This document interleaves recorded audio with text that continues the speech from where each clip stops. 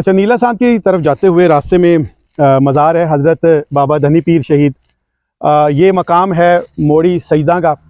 और जो ये सूफ़ी बुज़ुर्ग थे हज़रत बाबा धनी पीर, तो यहाँ की जो दनियाल फैमिली है, ये दनियाल फैमिली के रूहानी पेशवा भी इनको माना जाता है।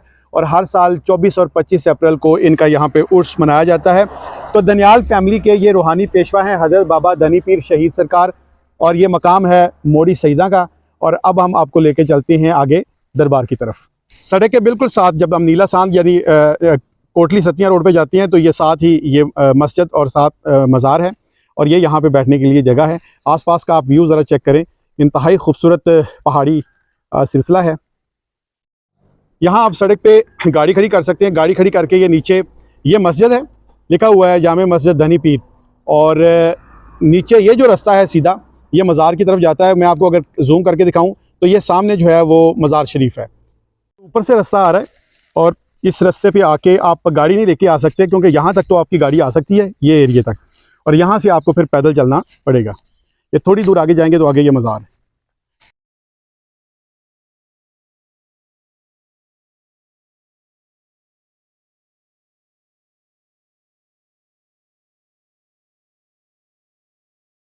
ये मज़ार शरीफ का व्यू है, और मज़ार के अहाते में भी कब्रें हैं यहाँ पे।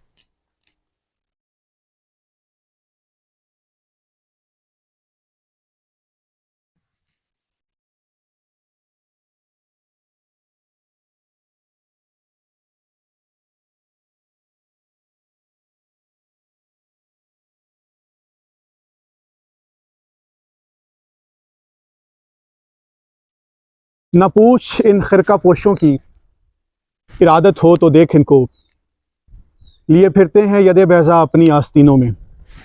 हज़रत बाबा धनी पीर शहीद के दरबार पर हम खड़े हैं इस वक्त, और यकीन करें कि एक इंतहाई सरूर का सा समा है,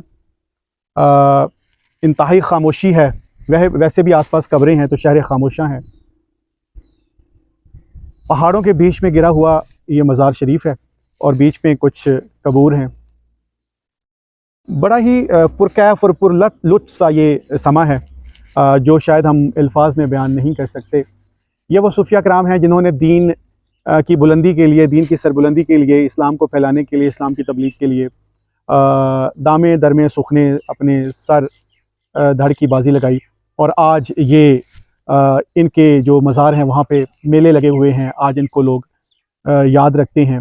और ये एक कुदरती अमल है, जब आप खुदा के लिए निकलती हैं तो खुदा फिर आपका नाम भी रहती दुनिया के लिए रोशन करता है। तो मेन सड़क के साथ ही ये बाबा धनी पीर शहीद का दरबार है। जब भी आप यहाँ से गुज़रें तो फातिहा ज़रूर पढ़ते जाएँ।